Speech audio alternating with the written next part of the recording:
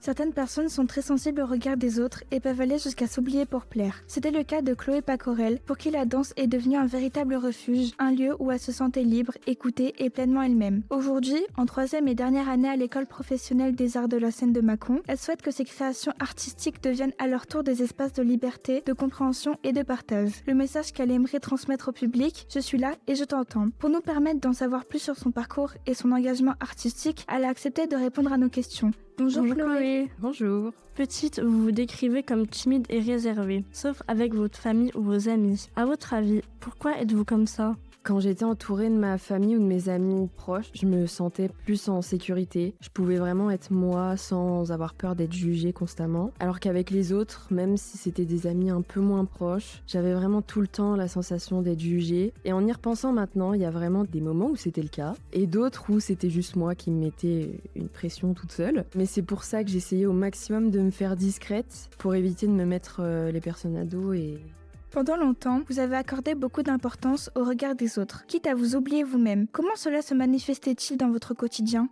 Je m'en rendais pas forcément compte, mais c'était surtout être d'accord avec tout le monde, accepter leurs idées, leurs propositions d'activités par exemple, alors que c'est pas forcément ce que je voulais faire moi. Au collège et même au lycée, même si c'était un peu moins flagrant, j'ai jamais vraiment eu d'opinion à moi. J'étais intentionnellement, mais à la fois inconsciemment très dépendante et influençable par la vie des autres. Donc au final, même entourée, j'avais l'impression d'être seule et que personne ne voulait s'embêter à me comprendre. Au fur et à mesure des années, ça a commencé à se manifester quand j'étais avec ma famille aussi, parce que je suis l'aînée du coup de ma fratrie et que je me mettais la pression par rapport à mon frère et ma sœur et par rapport à mes parents aussi. Comment avez-vous compris que la danse était devenue un refuge pour vous ? Moi, je fais de la danse du coup depuis que j'ai 3-4 ans. J'ai vraiment compris seulement en terminale que la danse, ça a vraiment été un échappatoire et un refuge pour moi. Je remarquais que pendant les cours de danse, je me prenais pas la tête. Je pensais à moi pour une fois et ce que je voulais moi. J'étais constamment angoissée au quotidien, mais dans ces moments-là, c'était apaisant. Devenir artiste a rapidement été une évidence pour vous, mais pas pour vos parents. Comment avez-vous réussi à les convaincre ? Quand je l'ai annoncé à ma mère en premier, elle m'a dit qu'elle ne comprenait pas comment je m'en étais pas rendu compte plus tôt. Donc on peut dire que j'ai pas vraiment eu besoin de la convaincre. Elle m'a toujours soutenue, même en sachant que mon avenir serait un peu flou et instable au début de ma carrière. C'est plus du coup pour mon père, ça a été un petit peu plus compliqué, pas parce qu'il voulait pas que je devienne artiste, mais parce que justement il s'inquiétait de cet aspect un peu flou et instable. Encore aujourd'hui, je sais qu'il est encore un peu sceptique, mais malgré tout, il me soutient, il vient me voir à tous mes spectacles et j'en suis très très reconnaissante. Vous êtes en 3e et dernière année à l'école professionnelle des arts de la scène de Mâcon. Sur scène, mais aussi en cours, vous êtes observé, parfois critiqué ou évalué. Comment avez-vous appris à ne plus laisser le regard des autres vous atteindre ? Et oui, dernière année. Aujourd'hui, on est le 8 juin. Dans 10 jours pile, c'est fini.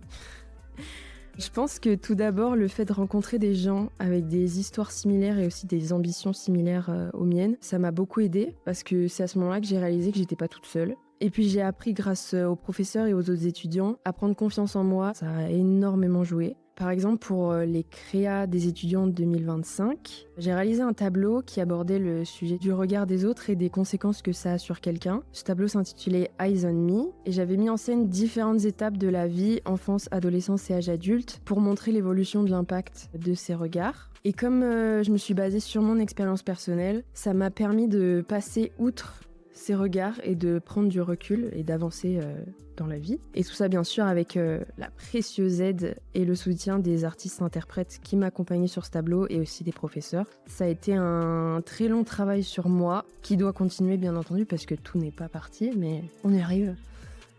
À l'EPAS, vous pratiquez également le chant et le théâtre. Qu'est-ce que ces nouvelles disciplines artistiques vous ont apporté ? Ces deux disciplines m'ont également beaucoup apporté, notamment techniquement, au niveau de la respiration, du souffle, comment bien le contrôler et bien s'en servir pour projeter sa voix et ses émotions. Même dans la vie de tous les jours, maintenant, je suis beaucoup moins anxieuse grâce à la maîtrise de ma respiration. Le chant et le théâtre m'ont appris à gérer mes émotions aussi et à bien les utiliser en fonction de ce que je voulais transmettre au public, dans une chanson ou un monologue, etc. Et voilà. Il vous tient à cœur de donner du sens à vos créations et de transmettre des messages de compréhension, de soutien et de partage. Pouvez-vous nous expliquer pourquoi ? Je sais ce que l'on peut ressentir quand on est seul et incompris. Vraiment, je ne souhaite ça à absolument personne, même à mon pire ennemi. Si je peux, à travers mes interprétations et ou mes créations, faire en sorte que moins de gens le ressentent, c'est génial et c'est ce qui me motive. Plus tard, vous aimeriez écrire et composer vos propres chansons. Quels sont les thèmes qui vous tiennent particulièrement à cœur ? Alors, il y a plusieurs thèmes qui m'intéressent, mais je dirais que ceux qui me tiennent vraiment à cœur, ce sont ceux qui prennent vraiment aux tripes et qui font frissonner, comme le sujet de l'amour, la peur de l'amour, les angoisses, la confiance en soi, l'acceptation de soi. Je commence doucement à m'y mettre sur des textes et des mélodies, etc.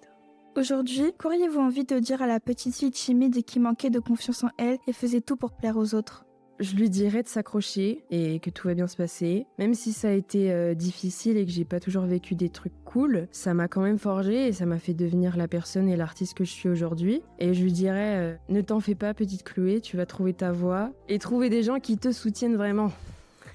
Merci à Chloé Pacorel, étudiante en 3e et dernière année à l'EPAS, d'être venue répondre à nos questions. Cette émission a été réalisée par les élèves de 4e 1 du collège Condorcet de la Chapelle de Gachet, dans le cadre d'un atelier scolaire mené avec Radio Aléo. Vous pouvez retrouver toutes nos émissions sur le site radioaléo.fr.